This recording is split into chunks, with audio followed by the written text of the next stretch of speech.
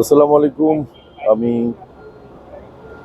কি বলে বাংলাদেশ থেকে নেমে পুরো রিয়াদে আসলাম। রিয়াদের থেকে আবার ডোমেস্টিকে চলে আসলাম জেদ্দা। কিন্তু জেদ্দা আজকে যে ধরনের বৃষ্টি হয়েছে, বৃষ্টির কারণে আমার ফ্লাইটটা চলে গিয়েছিল মদিনাতে। কিন্তু আমি বুঝতে পারছিলাম না কেন এখানে মানে লোকালি ট্রানজিট কেন হবে।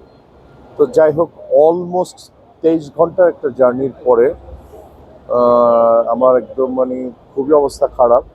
আমি আলহামদুলিল্লাহ জেদ্দা এয়ারপোর্টে আছি। মক্কার দেশ, নবীর দেশ, মদিনার দেশ, সৌদি আরবে। আমি জেদ্দা এত সুন্দর করেছে। এর আগে যখন একবার আসছিলাম ওমরা করার জন্য, তখন এতটা ছিল না। এখন অনেক দারুণ হয়েছে। আমি দেখাচ্ছি, আপনারা চিনতেই পাচ্ছেন কাদের ছবি আমি দেখাচ্ছি।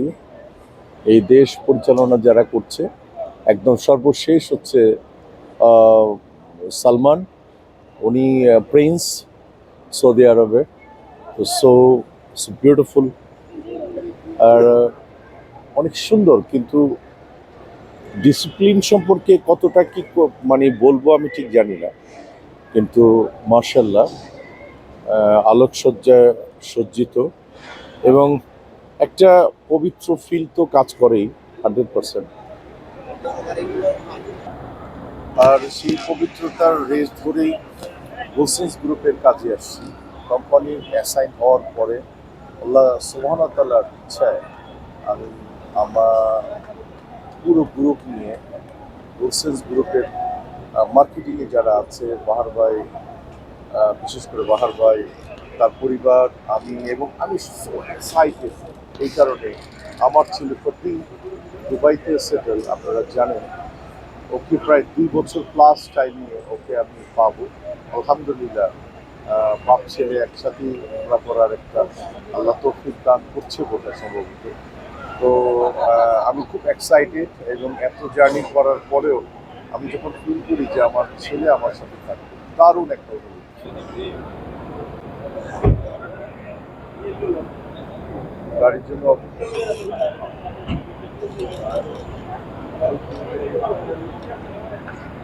কি ধরনের টায়ার এটা বলা পবিত্র জায়গায় আসছি, এটাই সবচেয়ে বড় কথা।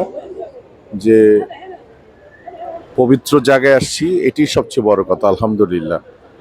তো সবাই ভালো থাকবেন এবং আমি এই সফরে অনেক ভিডিও আপনাদের কাছে উপহার দিব। আসসালামু আলাইকুম।